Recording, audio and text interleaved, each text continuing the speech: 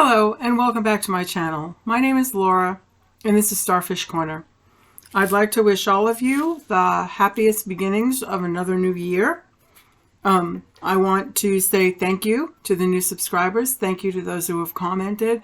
I've been very humbled and blessed that you have done so. I would ask you to continue to like, share, and subscribe to maybe grow the channel a bit.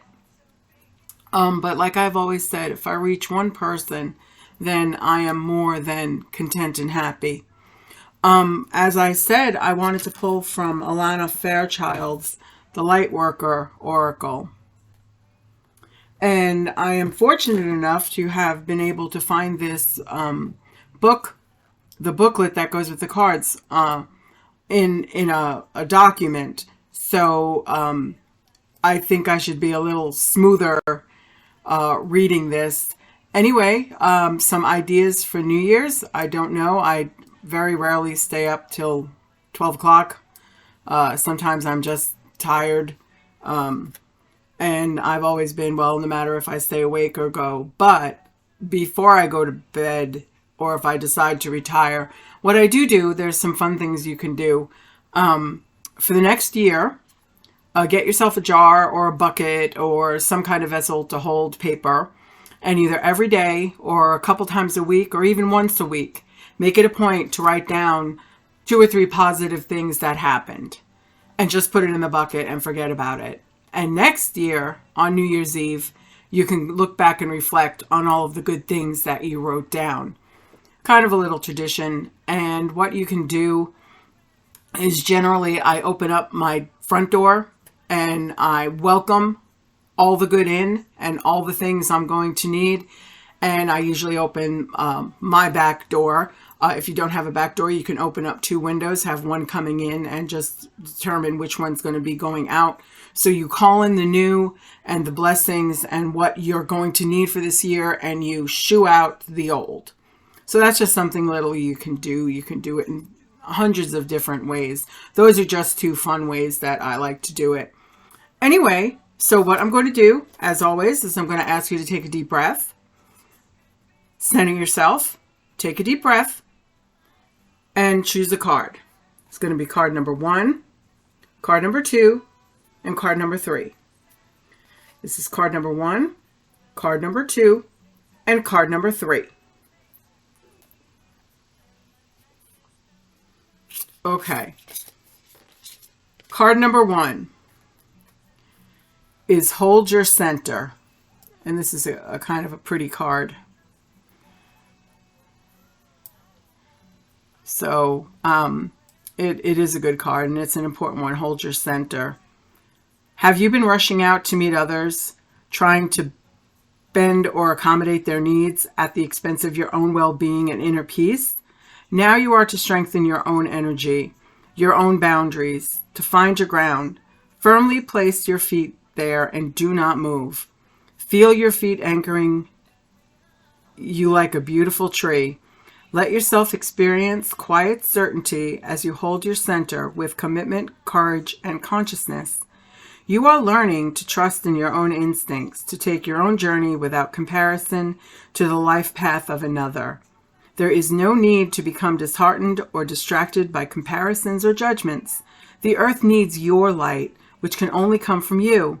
You will offer so much less if you try to make it match your beauty of what you perceive to be the beauty of another. Many souls who are different and unique were not understood, acknowledged, and valued for whom they were as children. Instead, they were encouraged to conform, to change, to be other than their true self in order to be loved. This can be a hard pattern to break, yet the time is here for you to love and honor yourself as yourself. You are beautiful. You do not need to change for another. You certainly do not need to change for the divine. You are being encouraged instead to distill your essence to become even more of you. Hold your center now and do not be rattled by any other through intimidation, confrontation, doubt, jealousy, or fear.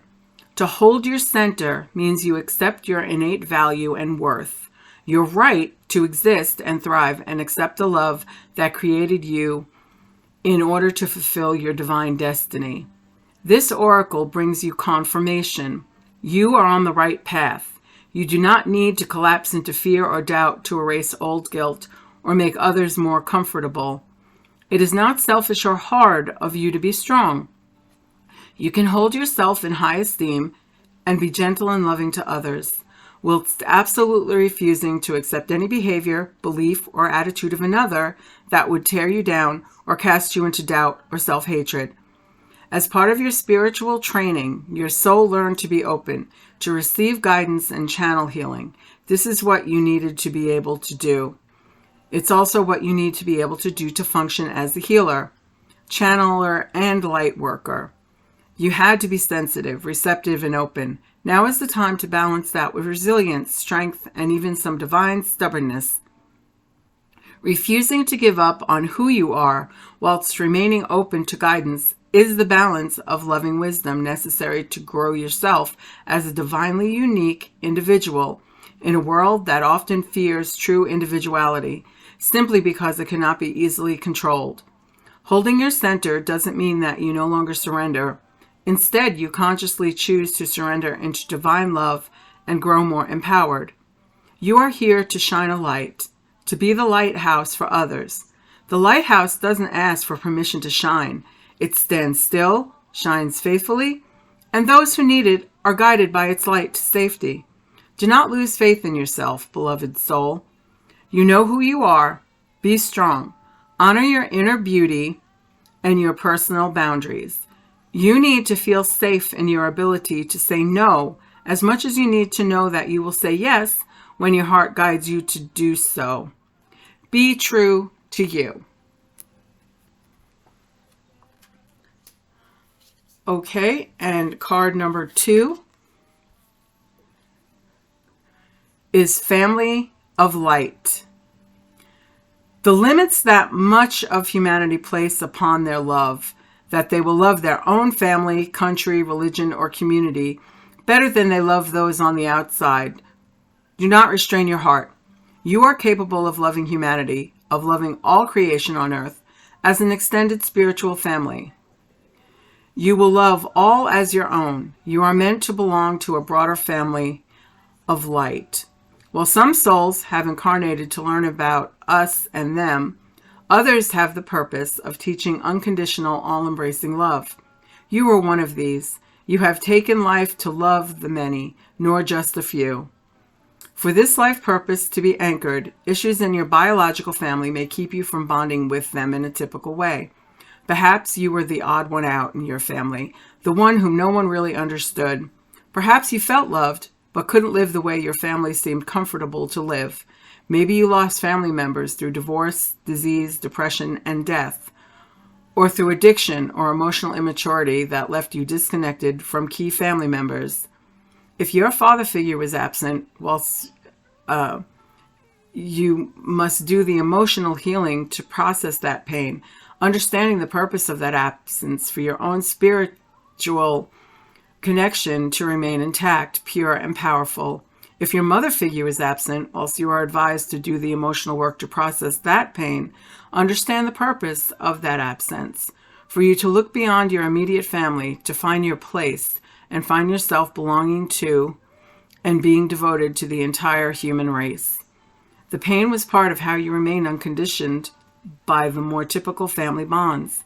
Whilst these bonds are necessary for many souls to experience their life lessons, the difficulty you may have experienced regarding them helped push you to become a child of love.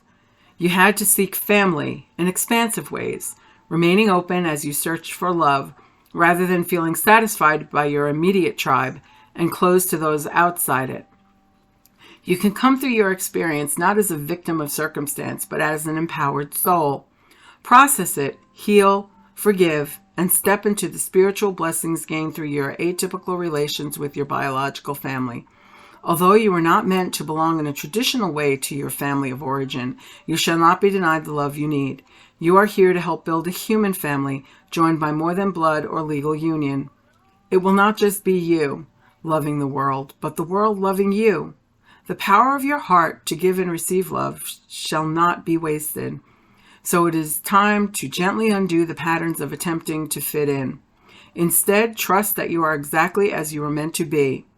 When you do, your magnetism will draw love and friendship from those who vibrate at a similar level of consciousness to you. Leave past hurts and rejection behind. You no longer need them to grow. Be brave.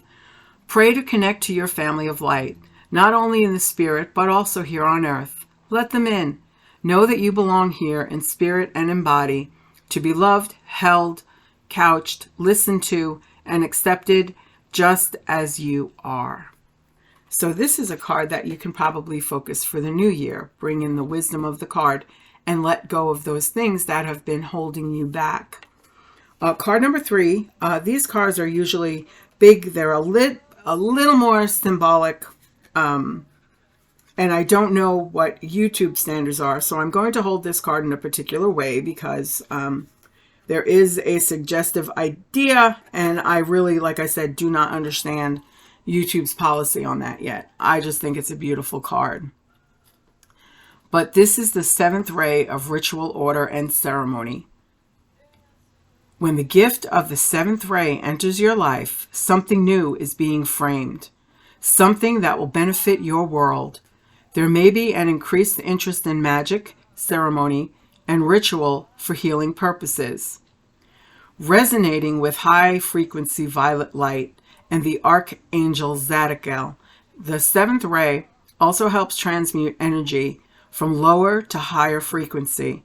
It is a spiritual cleansing agent that allows the truth of spiritual freedom, empowerment, and choice to be seen and felt, restoring hope and joy to the heart. The 7th ray is very active upon the earth at this time. All of humanity is being affected by it. The 7th ray is the push-pull between the old and the new, the life that has been and can no longer continue in that form, and the new life that wanes to evolve from the old. It honors traditions and ancestral wisdom that serve new life. When the 7th ray enters your life, you are asked to balance your attachment to what has been with an openness to the new. It is a time to fearlessly question what has been, honor what continues to hold value for you, and dismiss what no longer serves you. The 7th ray also creates form from invisible, intangible spiritual energy. There are the inspired solutions and synchronotics that seem to come out of nowhere. They are signs of the divine order happening. The 7th ray brings an alignment with that divine order. And the more you are willing to invoke and allow that energy to bless you, the more your life will align itself with the genius of creativity, solutions, and loving opportunities the universe wants to bring to your world. The gifts of ritual, order, and ceremony are ways to attract this energy. Conscious ceremony is done in service to unconditional divine love, feeds a need for sacred embodiment. It is the hunger within the soul that many seek to feed through religion, and others through the less conscious ritual is of addiction. Ritual can be something that keeps you stuck or opens you to the sacred. Choosing a spiritual practice to engage in on a regular basis, creating your own spiritual system, will help you call the genius of 7th ray energy into your life. Your spiritual practice might be a daily prayer, followed by a short conscious dance or yoga session, a meditation, a walk in nature, or some combination of these. Find what works for you. Do that regularly. Make it a priority. You can invite spirit into your life through a simple and ordered system that you do on a regular basis, even if for only 5 or 10 minutes a day. Then the new life, the new you, the order that brings an expansive idea to life in the world can happen. The challenge with the 7th ray is to not become obsessed with the future, with the new, to the extent that you forget about the valuable aspects of what already is. It is about developing what has value, not rejecting outright anything from the past. The past can teach us wisdom and help us create a more loving future if we allow ourselves to balance our passion for the future with our respect for what has been. The gift of the 7th ray is the ability to live as an embodied divine presence. For humans who don't trust or even recognize the love of the divine in their hearts as yet, choose who do support. The seventh ray empowers us to use loving ritual to invite the divine presence to fill us and our lives. It also teaches us how to use our consciousness to clean up our own energy field and the energy field of the world around us, so the divine can show its face more clearly. The comfort of this can help free all beings from anguish and suffering. And this card will pertain directly to those light workers, empaths, who are here, who can sense the changes, who sense the vibrations changing. And it is a definite battle between those who are clinging to the old and not accepting the fact that what was. People power is becoming more focused. If you notice, the old ways are going away. There's much more acceptance of people. The people really don't care whom you love, how you love, what you do. They're just accepting. All they know is that these are good people. They're in my life, and I appreciate them and respect them. So this year is going to be a lot of kerfuffling. I don't really have predictions for 2023. There are the amazing readers I have mentioned before that are all doing those shows. I would look at them. The only thing I can honestly offer for 2023 is it is going to be an incredibly challenging year, that things are going to get ugly, especially with our political system. If I can't see, it's such in a flux. But do know that most likely when things iron out, if certain people come into power, there's going to be a lot of vendettas. They're going to be very hurtful and cruel, especially to members or the early progressives, those, young people, the squad, Katie Port, those people who've come in are going to seriously probably have issues. They're going to have to be on their guard, but I have no doubt that the universe sees all this unfolding and they'll take care of us. So anyway, I hope you all have a great new year. Those who stay up past midnight, please be safe. If you're staying home, like I am, I wish you a blessed and happy evening. I'm so thankful you've tuned in, and I wish you the brightest blessings for everything wonderful. Thank you so much once again for tuning into my channel.